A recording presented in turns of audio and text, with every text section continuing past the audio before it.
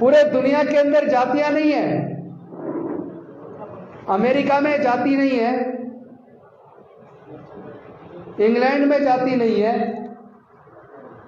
Canada में जाति नहीं है, फ्रांस में जाति नहीं है, इटली में जाति नहीं है, स्पेन में जाति नहीं है, जर्मनी में जाति नहीं है, रसिया में जाति नहीं है, जापान में जाति नहीं है, चाइना में जाति नहीं है, न्यूजीलैंड में जाति नहीं है, ऑस्ट्रेलिया में जाति नहीं है।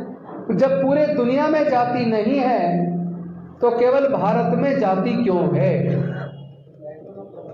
क्या इस पे कभी आप लोगों ने सोचना शुरू किया या नहीं किया कि जब पूरे दुनिया में जाति नहीं है तो केवल भारत में जाति क्यों है?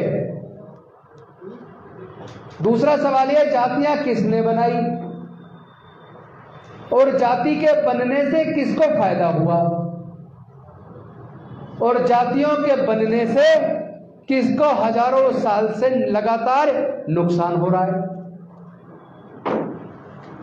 तो जिसने जाति बनाई, जिसको जाति से फायदा हो रहा है, वो जातियों को जिंदा रखना चाहता है। तो जिसको फायदा वो तो रखेगा, लेकिन जिसको जाति की वजह से नुकसान हो रहा है, जिसका जाति की वजह से हजारों साल से उत्पीड़न हो रहा है, वो जातियों को जिंदा क्यों रखेगा? क्या आप लोग देश के दलित, पिछड़े, आदिवासी, क्या आप लोगों ने अपनी जाति खत्म करने के लिए कुछ किया? जब आप अपनी बेटी का रिश्ता करते हैं, बेटे का रिश्ता करते हैं, तो आप भी तो अपनी जाति ढूंढते हैं। मुझे पूरे दुनिया से कोई एक एग्जाम्पल बता दो, एक सिंगल, पूरे दुनिया से, केवल भारत से नहीं, पूरे दुनिया से केवल एक एग्जाम्पल दिखा दो कि कोई व्यक्ति गंभीर रूप से बीमार हो जाए, डॉक्टर कहे भाई बड़ा ऑपरेशन होना है, 10 यूनिट ब्लड चाहिए, जिसका ऑपरेशन होना है, अगर वो ब्लड की उसको जरूरत है जान बचाने के लिए,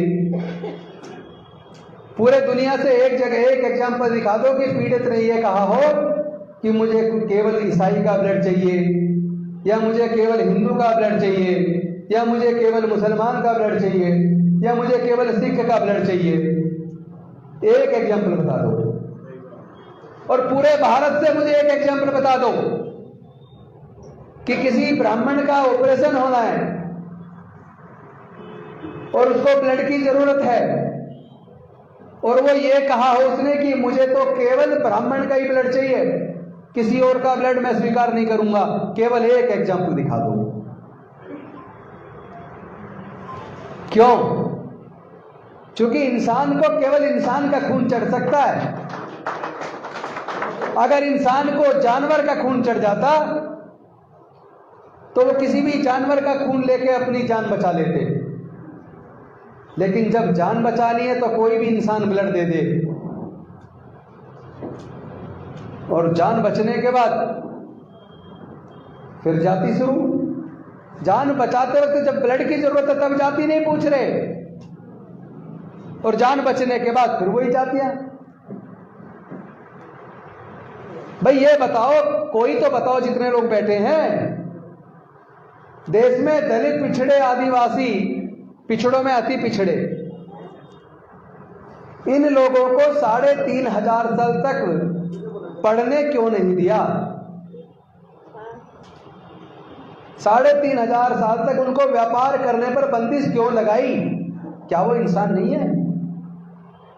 उनके संपत्ति रखने पर बंदिश क्यों लगाई?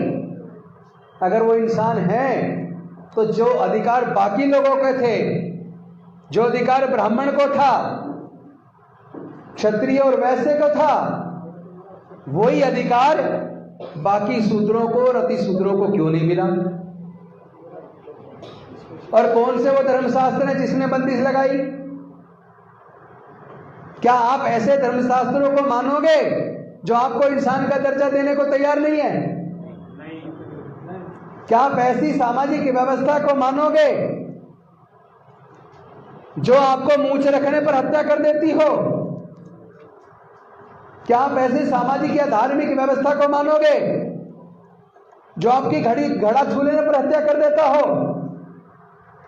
क्या आप ऐसी सामाजिक और धार्मिक व्यवस्था को स्वीकार करोगे जो आपकी बहन बेटी की इज्जत लूटकर उनकी हत्या कर देता हो?